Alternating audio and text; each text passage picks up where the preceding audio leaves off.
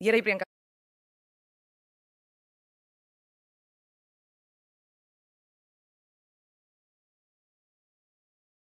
सभी को नमस्ते, शुभ दोपहर। मैं इसे यहीं रखूंगी। सभी को नमस्ते, शुभ दोपहर। ये एवा है। वह 16 साल की है।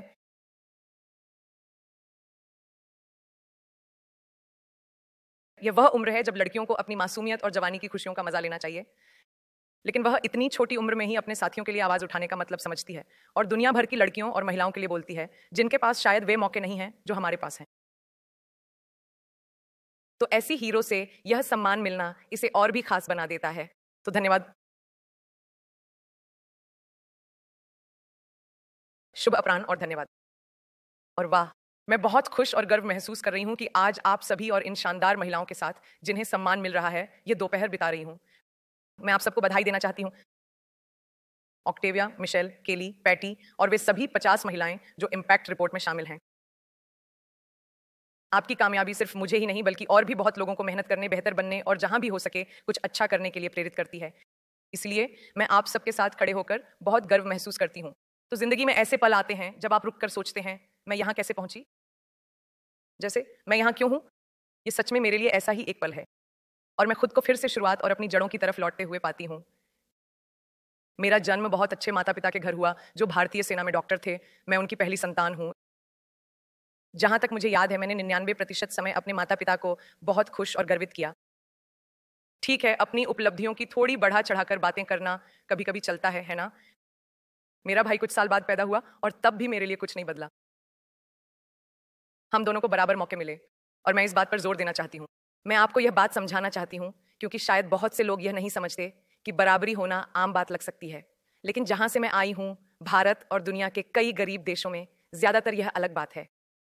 यह एक खास सुविधा है। लड़कों और लड़कियों के बीच स्पष्ट असमानता का मेरा पहला अनुभव बहुत ही कम उम्र में आया। मैं मध्यम वर्गीय परिवार में बड़ी हुई। ऐसा परिवार जिसमें बहुत दयालु माता पिता थे जो मुझे और मेरे भाई को बार बार बताते थे कि हम कितने खुशकिस्मत हैं और कम किस्मत वालों की मदद करना कोई विकल्प नहीं है। यह हमारे जीने का तरीका था। बहुत आसान। मैं 7 या 8 साल की थी जब मेरे माता पिता मुझे एक चलती फिरती क्लिनिक में उन इलाकों और गांवों में ले जाने लगे जो हमारे शहर बरेली के आसपास थे। हम एक एम्बुलेंस में होते थे और मेरे माता पिता उन लोगों को मुफ्त इलाज देते थे जो इसका खर्च नहीं उठा सकते थे। 8 साल की उम्र में मेरा काम दवाइयों में मदद करने का था। मैं दवाइयाँ गिनती थी, उन्हें एक लिफाफे में रखती थी और मरीजों को देती थी। और मैं अपना काम बहुत ध्यान से करती थी, बहुत ध्यान से। लेकिन जितना ज्यादा मैं इन दौरों पर गई उतना ही मैंने उन आसान चीजों पर ध्यान देना शुरू किया जो एक लड़के को लड़की से या एक आदमी को औरत से अलग करती थी। जैसे लड़कियों को जब जवानी आती थी तो उन्हें स्कूल से निकाल लिया जाता था क्योंकि उन्हें शादी और बच्चों के लिए तैयार मान लिया जाता था, यानी 12-13 साल की उम्र में, जबकि लड़के अभी भी अपना बचपन जीते थे या औरतों को इलाज जैसे जरूरी हक से सिर्फ इसलिए वंचित कर दिया जाता था क्योंकि वे महिलाएं थीं। लेट इस पूरे अनुभव को मेरे लिए पहला झटका मान लेते हैं। कुछ साल बाद और बीच में कई झटके आए, जैसे एक प्रोड्यूसर डायरेक्टर, उदाहरण के लिए अपने करियर की शुरुआत में मैं करीब 18 या 19 साल की रही होंगी। उसने कहा कि अगर मैं उसकी फिल्म में बेकार शर्तों या बहुत कम पैसे पर राजी नहीं हुई तो वह मुझे बदल देगा क्योंकि मनोरंजन की दुनिया में लड़कियां आसानी से बदली जा सकती हैं। वह एक यादगार बात थी। इसने मुझे खुद को ऐसा बनाने के लिए मजबूर किया कि मेरी जगह कोई ना ले सके। लेकिन मुझे लगता है कि जिसने मुझे सच में बदल दिया और Priyanka Chopra foundation for health and education बनाने और यूनिसेफ के साथ जुड़ने के लिए प्रेरित किया, वह था करीब 12 साल पहले मेरी घर में काम करने वाली की बेटी से एक मुलाकात। मैं एक दिन शूटिंग से जल्दी लौटी और वह मेरे कमरे में किताब पढ़ रही थी और वह शायद 8 या 9 साल की रही होगी। मुझे पता था कि उसे पढ़ना पसंद है, तो मैंने उससे पूछा।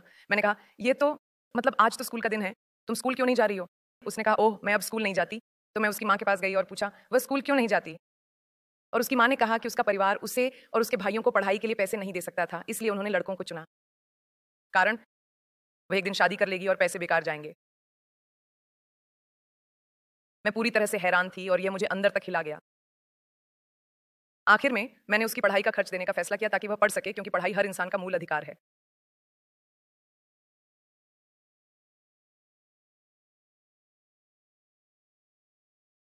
और एक बहुत बड़ी जरूरत, खासकर आज के समय में। उस समय से मैं जितने भी बच्चों की जिंदगी में बदलाव ला सकती थी उतने में बदलाव लाने के लिए ठान लिया था, चाहे वह किसी भी बड़े या छोटे तरीके से हो। हाल ही में मैंने एक बहुत सुंदर कहावत पढ़ी है और मुझे लगता है कि यह आज जो मैं कहना चाहती हूँ उसे समझाने के लिए बिल्कुल सही है। वह हाथ जो पालने को झुलाता है, जननी, कल की माँ, एक औरत समाज के भविष्य को आकार देती है। किस्मत की ऐसी दुखद विडंबना है कि एक लड़की जैसी सुंदर रचना आज इंसानियत के सामने सबसे बड़ी चिंता बन गई है। लड़कियों में दुनिया बदलने की ताकत है, ये एक तथ्य है। और आज भी सारे कोशिशों और पिछले 20 साल की तरक्की के बावजूद लड़कियों के लिए लड़कों से ज्यादा ये मुमकिन है कि वे कभी स्कूल की क्लास में न जाएं। 15 मिलियन से ज्यादा, एक आंकड़ा देखिए, प्राथमिक स्कूल की उम्र की 15 मिलियन से ज्यादा लड़कियां कभी पढ़ना लिखना नहीं सीखेंगी, जबकि 10 मिलियन लड़के ऐसे हैं। यह हमारे भविष्य की शुरुआत है। पिछले 11 सालों में मैंने खुद देखा है कि यूनिसेफ दुनिया भर के बच्चों के लिए, खासकर बाल विवाह, घर से बेघर होना, युद्ध और यौन हिंसा के शिकार बच्चों के लिए कितना अच्छा काम करता है। लेकिन अभी भी बहुत काम बाकी है, और मेरे लिए यही मेरी आग का ईंधन है। यही वजह है कि मैं इस काम के लिए इतनी समर्पित हूं, और यहीं से मेरा जुनून आता है, क्योंकि मैं जानती हूं कि एक लड़की की पढ़ाई सिर्फ परिवारों को नहीं, बल्कि समाज और देश की अर्थव्यवस्था को भी मजबूत बनाती है। हम सब मिलकर और अच्छा करते हैं। बस इतनी सी बात है। इस कमरे में बैठे कलाकारों और सोशल मीडिया पर असर डालने वालों के रूप में मुझे लगता है कि हमारी जिम्मेदारी है उन लोगों की आवाज बनना जिनकी कोई आवाज नहीं है। इसीलिए मैं इस कमरे में हर औरत की तारीफ करती हूं कि वह इतनी दमदार है।